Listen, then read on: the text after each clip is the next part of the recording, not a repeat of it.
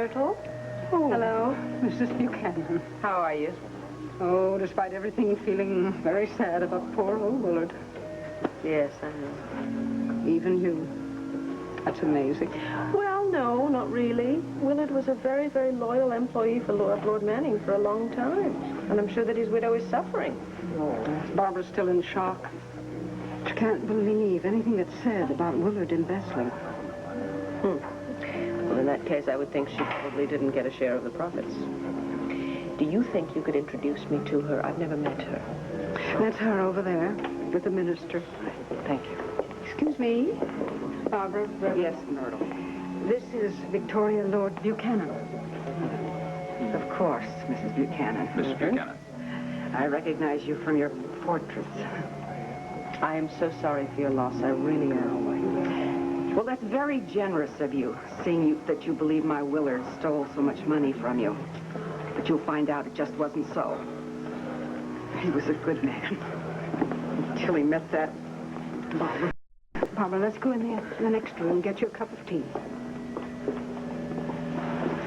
It was good of you to come and pay your respects, Mrs. Buchanan. Thank you. Excuse me, please. Certainly.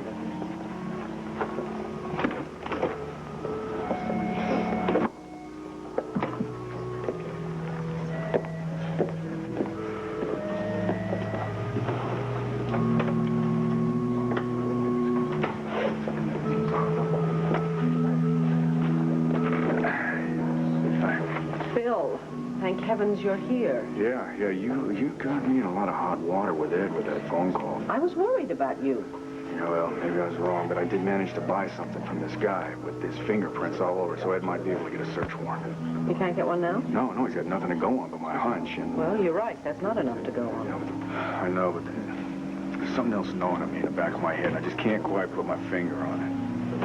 But, Hello, Bill. Oh, Jen. Hi. Hello, I'm Victoria Buchanan. I don't believe we've met.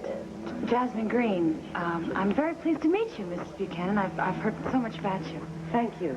It's nice to see so many of the Lord Manning employees showing up here. Well, I hear that a lot of them aren't. I see. Right. Excuse me a moment, would you please? Sure. Can I talk to you for a second?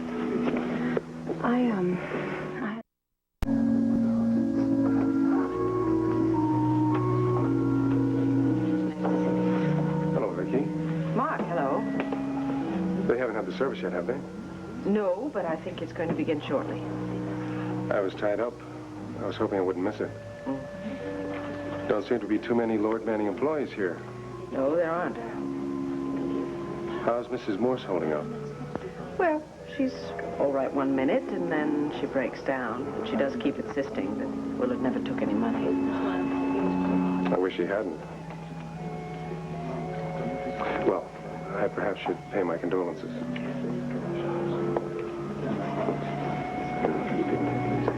Excuse me, Barbara.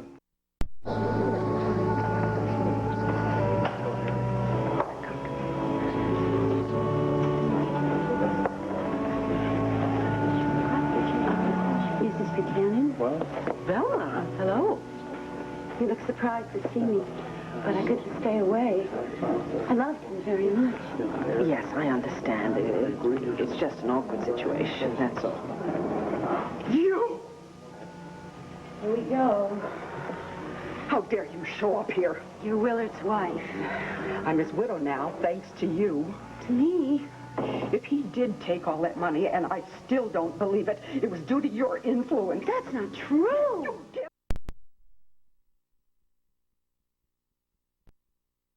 What time is Harry O'Neill coming over this morning? 9 o'clock, I think. Ah, good. I got time to finish this editorial before I get involved with Lord Manning. I cannot believe what I'm reading here. Letter in the morning mail? No. This was delivered by messenger a few minutes ago. It's from Mark Pemberton. What's he got to say? Dear Vicky, after the many years I've been in your employ and served your interests, this is indeed a difficult task. But I'm afraid I must now resign. I must now resign from all capacities in Lord Enterprises. This resignation is effective immediately, but I doubt that will be a problem to you. My advice on financial matters has not carried any weight for some time. Good luck in the future. Respectfully, Mark Pemberton. I am stunned. Well, maybe you shouldn't be. Especially if he's behind the embezzlement and the bombing at the plant. Do you think that that's an admission of guilt? I just don't buy the notion, honey, that he's quitting because we don't listen to him. That's nonsense. Well, maybe he just feels he can't be as effective if he's under suspicion. Suspicion? Other than Ed Hall telling him not to leave town, he has no idea how much anybody suspects him of anything. No, this is guilt talking. Darling, he's not been indicted. For heaven's sakes. What if he's innocent? A resignation is a very heavy price to pay. He just hasn't given any reason for resigning. Now, I think this is something that we should let Ed Hall know about. Yeah, I think so, too. Oh, I hope that Ed can solve this thing quickly before somebody else gets hurt. Well, Harry, what did the doctor have to say this morning? That I'm as fit as a fiddle. Well, slightly used fiddle. Sit down, Harry, please. Thank you. No, he was very pleased with how quickly my bones had mended and said that he couldn't see any reason at all why I shouldn't start putting in full days. That's wonderful. Well, of course, I can't lift anything heavy like boxes right now, but I can do the paperwork and tell other people to lift the boxes.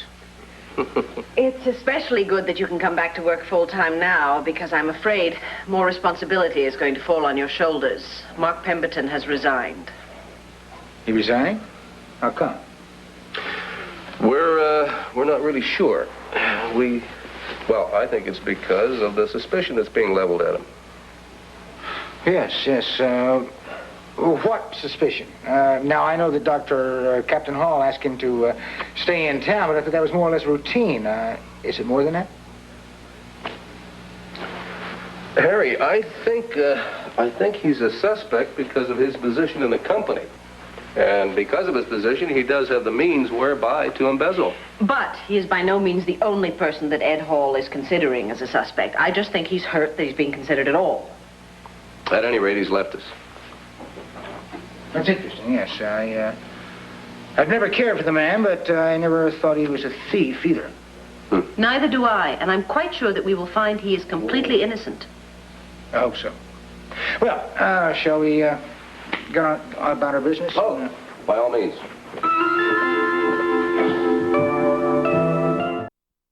Shall we, Dorian?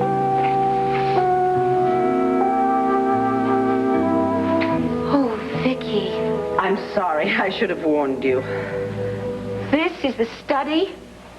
This is Victor's study? Clint and I felt that it was time for a change, that's all. I find it absolutely shocking. But it's so much lighter, don't you think? Not so gloomy. But to paint real wood? I'm absolutely heartbroken. I feel as if I never lived in this house. I never spent any time in this room. Yes, I understand your feelings. Sit down, please.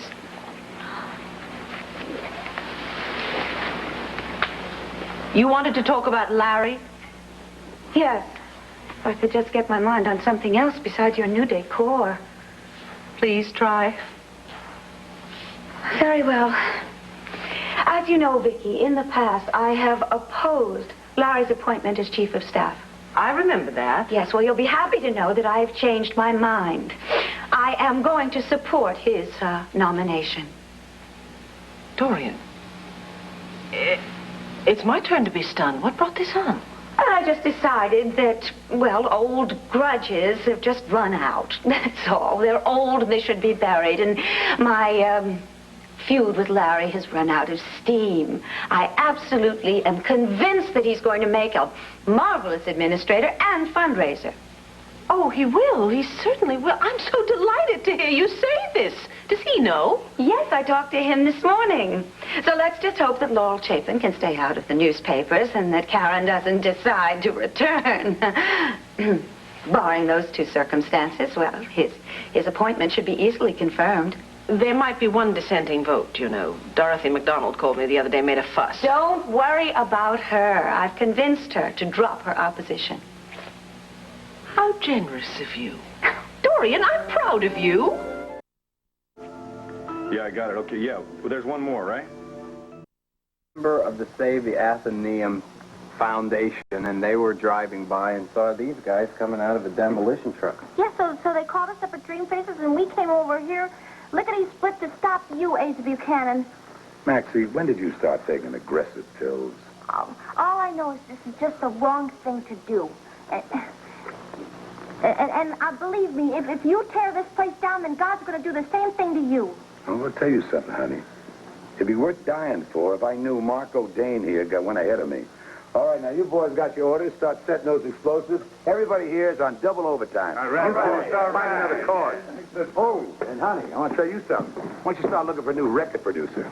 Now, why don't you start looking for a new marriage? Hey, hold on right now. My marriage's going to survive. What is going to survive is this theater and your plans. Excuse me, Mr. Cannon. Yes, Yardley. There's a call from M.L. Kirby on the limo phone. Shoot, clean forgot I got a meeting. I'll be right there. You two, off my property. Have you arrested for trespassing. Come on, Yardley. What are we going to do, Marco? I don't know. We're not doing too well so far. I better do some thinking. Well, maybe we better call a landmark commission first. No. They'll just take too long pushing papers around.